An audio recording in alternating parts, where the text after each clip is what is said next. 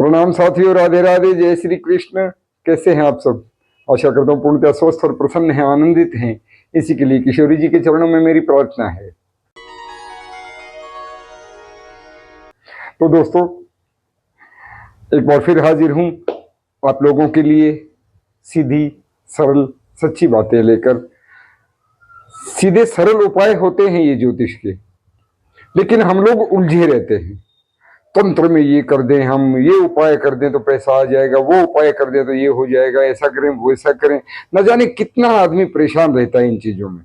और भैया, ये जो प्रतिस्पर्धा का युग चल रहा है, इस समय कंपटीशन इतना भयंकर है, क्या करें? काम भी नहीं चलता तो हम लोग फिर उलझ जाते हैं कि कुछ चमत्कार हो जाए। चमत्कार नहीं होते, मैं बार बार कहता हूं, चमत्कार नहीं होते। यहां होता है मेहनत का परिणाम मिलता है, आपको पूर्व कर्मों का फल मिलता है और आपके प्रारब्ध का दिया हुआ सब कुछ मिलता है। ज्योतिष आपकी सिर्फ सहायता करता है, तो इतनी कि ये प्रारब्ध का जो समय है आपका, ये आपको सुंदर जीवन मिला है, ये सरलता से निकल जाए, सुगमता से निकल जाए। आपको क्या करना चाहिए, क्या नहीं करना चाहिए, क्या आपके लिए उचित है, वो मार्गदर्शन करने के लिए ज्योतिष है। लेकिन लोगों ने तो डकोसला बना के रखा हुआ है। तो आज हम बात करते हैं। देखिए, सबसे पहले आप लोगों से हाथ जोड़ के मेरी विनती है, प्रार्थना है कि जो लोग जन्म कुंडली विश्लेषण करवाना चाहते हैं, देखिए, जन्म कुंडली विश्लेषण करवाने के बाद ही आपके लिए जो उपाय सही बनता है वो आपको सुझाया जा सकता है। अब वीडियोस में तो मैं इसी तरह के उपाय बता सकता हूं ना, कि जो सब कर सके, इजीली कर सके, सबके लिए आसान हो। भैया, क्यों पैसा खर्च करना है, क्यों वहमों में पड़ना है? लेकिन यदि आपको कोई परेशानी है, आपके जीवन से संबंधित कोई आप विश्लेषण चाहते हैं, तो अपनी जन्म कुंडली विश्लेषण करवा के ही उपाय करें, वो आपके लिए श्रेष्ठ रहेगा। और उसके लिए मैं सदैव आपको कहता हूं कि नीचे दिए मेल आईडी से हमसे संपर्क करें।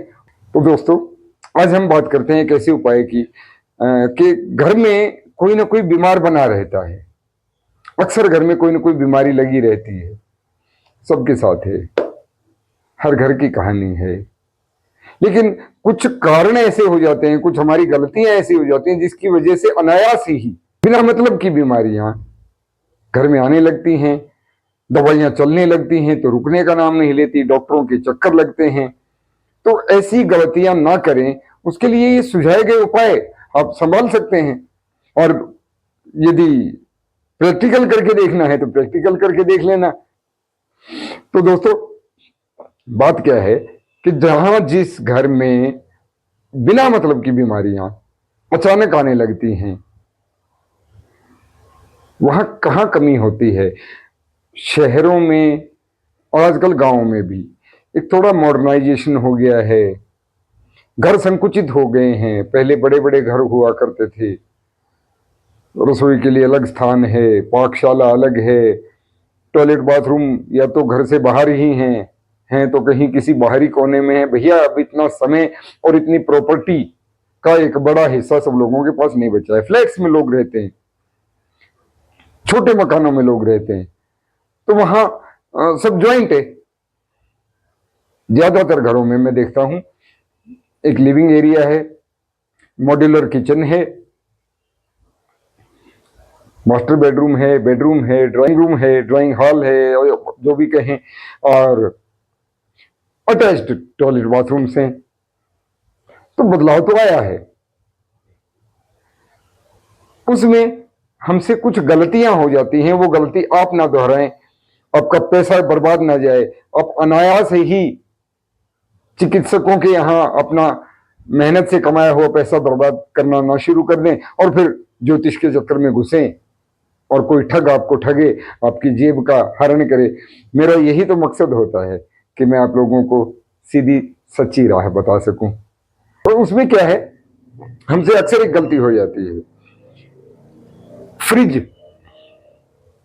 अक्सर घरों में देखने में आया है, जो छोटे घर हैं, किचन में ही रखा जाता है। ज्यादातर किचन में या किचन के बिल्कुल नजदीक, किचन के दरवाजे के आसपास ही फ्रिज का स्थान होता है। फ्रिज पे एक कवर अक्सर घरों में होता है, जिसमें कुछ पॉकेट्स बनी होती हैं साइड में। आपकी सुविधा के लिए बहुत अच्छा है। ये सबसे बड़ा बीमारी का कारण है। बीमारी का कारण क्या है? आपने वहां क्या किया, जो चीज अचानक आपको जरूरत पड़ जाए वो आप रखना शुरू कर देते हैं, जैसे सिर दर्द की गोली, पैरासिटामोल, क्रोसिन टेबलेट्स।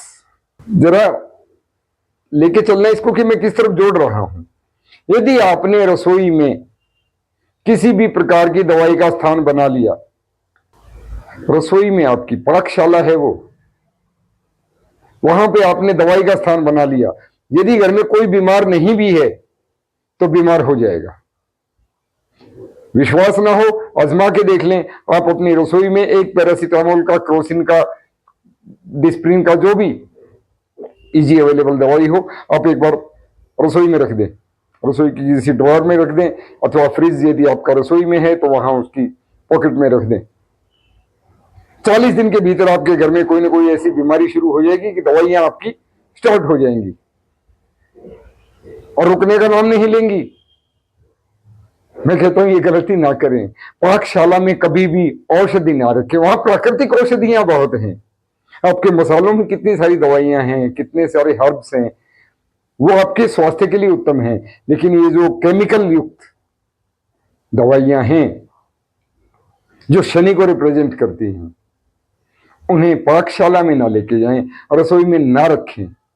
यदि आपने गोली लेनी भी है ना, सच्ची सावधानी तो ये है, गोली लेनी भी है तो किचन से आप अपने आरओ से या जो भी आपका पेयजल का स्थान है वहां से पानी लेके आए, और जहां आपको सुविधा हो बैठने की वहां बैठ के आराम से दवाई ले लें।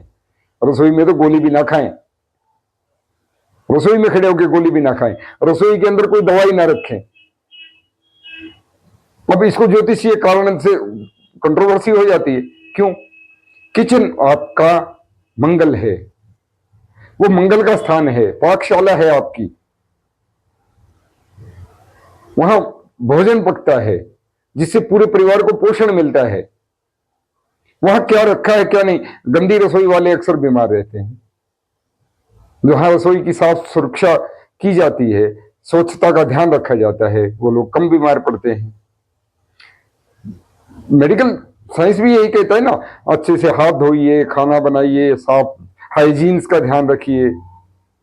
यहां ज्योतिष भी कहता है रासायनिक औषधियां, केमिकल युक्त दवाइयां पाकशाला से दूर कर दीजिए, आपका मंगल शनि से प्रभावित हो जाएगा और घर में कोई ना कोई बीमार ऐसा होगा कि दवाइयां बंद होने का नाम नहीं लेंगी। यदि आपके घर में किचन में अथवा किचन की बिल्कुल दरवाजे के साथ लगती दीवार पे यदि फ्रिज होता है, जहां भी होता है, वहां आपने दवाइयां रखी तो उसे थोड़ा दूर कर दीजिए। आप आश्चर्यजनक रूप से देखेंगे दवाइयां धीरे धीरे धीरे धीरे कम होती जाएंगी, बीमारियां कम होती जाएंगी। अपने पास सीधी सच्ची बातें होती हैं, कोई भी आजमा सकता है, इससे किसी को कोई नुकसान नहीं होगा, लाभ आप स्वयं देखेंगे। तो दोस्तों, इस तरह की बातों के लिए हमारे चैनल पर बने रहें, सब्सक्राइब करें, शेयर करें। सीधी सच्ची बातें आपको कैसे लगती है मैं नहीं जानता, क्योंकि आपको बड़े मॉडर्न उपाय चाहिए, ये कर दीजिए, वो कर दीजिए, तो आप करते रहें, उससे मुझे कोई ऐतराज नहीं है, किसी से मुझे कोई आपत्ति नहीं है। बस मैं एक ही बात कहता हूं, प्रकृति का सम्मान करें, प्रकृति की सुरक्षा करें, प्रकृति से प्रेम करें और नाम जप करें, निरंतर नाम जप करें, हरि सुमिरन करें, राधे राधे बोला करें। राधे राधे।